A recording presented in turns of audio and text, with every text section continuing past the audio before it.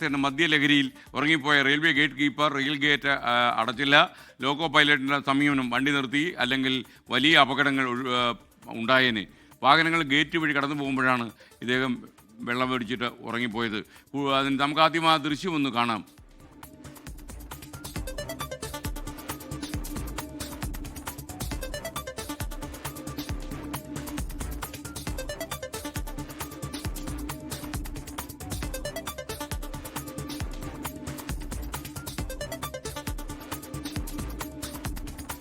Train ഇത്രയും വേഗം കുറഞ്ഞു പോയതുകൊണ്ടും ലോക്കോ പൈലറ്റിന് കാര്യം മനസ്സിലായതുകൊണ്ടുമാണ് വലിയ അപകടം ഒഴിവായി കിട്ടിയത്. അല്ലെങ്കിൽ ഈ പ്രഭാതത്തിൽ ഒരു അത്യാഹിതത്തിൻ്റെ വാർത്ത കൂടി നമ്മൾ പറയേണ്ടി വന്നു. തന്നെ കണ്ണൂരിൽ നിന്ന് അജീഷ് ജയകുമാർ വിവരങ്ങളുമായി ചേരുന്നു.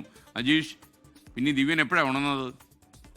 Good morning. നാട്ടുകാർ അറിയിച്ചപ്പോഴാണ് അദ്ദേഹം ഉണർന്നത്. ഇത് ഞായറാഴ്ച വൈകിട്ട് 4 മണിക്ക് നടന്ന സംഭവമാണ്. കണ്ണൂര് ചിറക്കില് റെയിൽവേ സ്റ്റേഷന്റെ അവിടുത്തെ റെയിൽവേ ഗേറ്റിലാണ് ഈ സംഭവം നടന്നത്. അവിടുന്ന് ഈ ചെന്നൈ മെയിൽ, മംഗലാപുരം ചെന്നൈ മെയിൽ വരികയായിരുന്നു. മംഗലാപുരത്ത് നിന്ന് ചെന്നൈയിലേക്ക് വരുമ്പോഴാണ് ഈ സംഭവം നടക്കുന്നത്. ഈ ലോക്കോ പൈലറ്റിന് ദൂരെ ട്രെയിനകത്ത് നിന്ന് നോക്കിയപ്പോൾ തന്നെ ഈ റെയിൽവേ ഗേറ്റ് അടച്ചില്ല എന്ന് ബോധ്യപ്പെട്ടു. കാരണം അതുവഴി വാഹനങ്ങളെല്ലാം കടന്നു പോകുന്നുണ്ടായിരുന്നു. ഈ റെയിൽവേ ഗേറ്റ് മാൻ അദ്ദേഹം ഈ ക്യാബിനകത്ത് തന്നെ ഉണ്ടായിരുന്നു. പക്ഷെ അദ്ദേഹം ഈ സിഗ്നല് ശ്രദ്ധിക്കാതെ അവിടെ ഇരുന്ന് ഉറക്കമായിരുന്നു എന്നാണ് മനസ്സിലാക്കുന്നത്. ഈ ലോക്കോ പൈലറ്റിന്റെ ഇടപെടൽ കാരണം അദ്ദേഹം വേഗത കുറച്ച് ഈ സിഗ്നലിന്റെ അടുത്ത് കൊണ്ടുവന്ന് ഈ ട്രെയിൻ നിർത്തിയിടുകയായിരുന്നു. പിന്നീട് നാട്ടുകാരെ വിവരം അറിയിച്ചതിന് ശേഷം നാട്ടുകാരാണ് ഈ 2 സൈഡിൽ നിന്നുള്ള വാഹനങ്ങൾ തടഞ്ഞത്.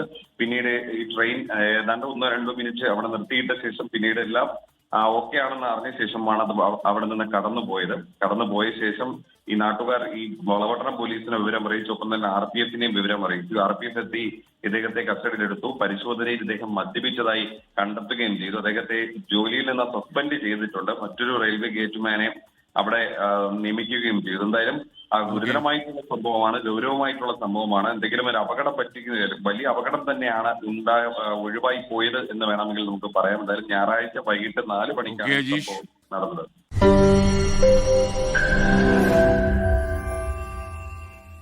ലോകത്തെവിടെയായാലും ഏത് സമയത്തും 24 വാർത്തകളും ഓഗ്മെന്റഡ് റിയാലിറ്റി പാക്കേജുകളും എക്സ്പ്ലെയിനറുകളും വിശദമായി കാണാൻ ഞങ്ങളുടെ യൂട്യൂബ് ചാനൽ നിങ്ങൾക്ക് സബ്സ്ക്രൈബ് ചെയ്യാം.